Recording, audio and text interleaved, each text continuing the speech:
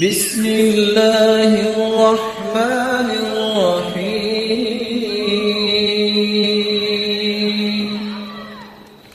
شاید کہ کسی کو یہ بات سمجھ آئے، سعودیہ کے ایک شیخ بیان کر رہے تھے قصہ، جب ایک بیٹی کی شادی مدت مدید تک والدہ نے نہ کی، بیمار ہو گئی، آخری لمحات میں چلی گئی، باپ کو بلا کے کہتی ہے میں ایک وصیت کرنا چاہتی ہوں، تم آمین کہو میں بعد میں کہوں گی۔ باپ ہی ہوتا ہے، اس نے کہا بتاؤ جو تم کہو گی میں آمین کہتا ہوں۔ تو پتہ اس نے کیا دعا کی؟ حرمک اللہ من الجنہ کما حرمتنی من الزواج، جس طرح تو نے آج تک مجھے شادی سے محروم رکھا ہے اللہ تجھے جنت سے محروم کرے۔ اور یہ بھی ظلم کی وہ راہ ہے جس کے نتیجے میں آج ہزاروں نہیں لاکھوں بیٹیاں اللہ ان کی حفاظت فرمائے بیٹھی ہوئی۔ بس جی خاندان کو ہمارا ملے تو پھر ہی کریں گے نا، کہ باقی انسان نہیں۔ مسلمان ہو کے بھی جاہلیت کی باتیں اور بچوں اور بچیوں پہ ظلم، 40 سال ہو جائے اور والدین کو بالکل اللہ عز جلال کا خوف نہ آئے اور ان کو اپنی خواہشوں کی بھیڑ چڑھا دے۔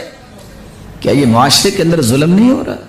اس بنیاد پہ جس بنیاد کو اللہ کے رسول نے پاؤں تلے رون دیا تھا، ان امور الجاہلیہ موضوع تحت قدمی، جاہلیت کی ساری باتیں میں آج اپنے پاؤں تلے رونتا ہوں۔ یہ تو جاہلیت کی باتیں تھیں، خاندان پہ فخر کرنا، کسی کے خاندان پہ تانا کرنا، جاہلیت کی باتیں۔ وہ خاندان مجھ سے اچھا ہو سکتا ہے۔ یہ بھی ایک فتنہ ہے کہ زندگی کے 30 سے 35 سے 40 سال گزر جائیں اور جوان بیٹھا ہے، ماں باپ شادی نہیں کر رہے، اور مصیبت کیا ہے؟ بس جی کوئی مناسب رشتہ ہوگا تو کریں گے۔ کیا مطلب مناسب کا؟ مناسبت کی کیا شرط ہے آپ کے نزدیک؟ بس جی دیکھتے ہیں کچھ گھر اچھے تو ملتے ہیں لیکن ان کے کوئی حالات اچھے نہیں ہیں۔ کیا مطلب آپ کا؟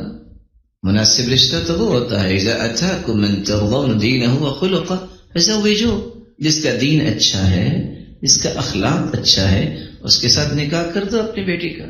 اور آپ کو اگر ایسی نیک اور صالحہ عورت ملی ہے تو آپ اس کے ساتھ اپنے بیٹے کا نکاح کر دو۔ کیا مطلب مناسبت کا؟ بس جی کچھ دیکھنا بھی ہوتا ہے نا، تو دیکھیں کس نے منع کیا ہے؟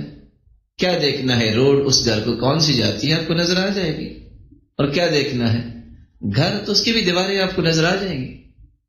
نہیں آپ سمجھے نہیں ہیں تو بھائی سمجھا دو نا کہ ہماری اصل میں تڑپ یہ ہے کہ ہم صرف شادی نہیں کرنا چاہتے، ہم مال اکٹھا کرنا چاہتے ہیں، تو ہم سمجھ جائیں گے تو اللہ آپ کو مال والا کو رشتہ دے دے، ہمیں تو اس میں بھی کوئی اختلاف نہیں ہے۔ لیکن یہ ظلم ہے، یہ زیادتی ہے اولاد کے ساتھ۔ بیٹا ہو یا بیٹی ہو، کتنی نیک بیٹیاں، صالح بیٹیاں اور کتنے نیک اور صالح بیٹے ماں باپ کی خواہش کی بھیڑ چڑھ جاتی ہیں اور اس وقت کو ویسے ہی کراس کر جاتے ہیں جو شادی کی عمر ہوتی ہے۔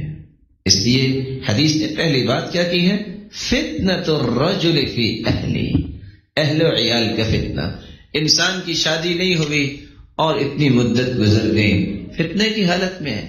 اور علماء تو قرآن کی آیت کے مطابق 2 لفظ بولا کرتے ہیں جو نہ جانے کبھی پسند آتے ہیں کبھی نہیں بھی پسند آتے۔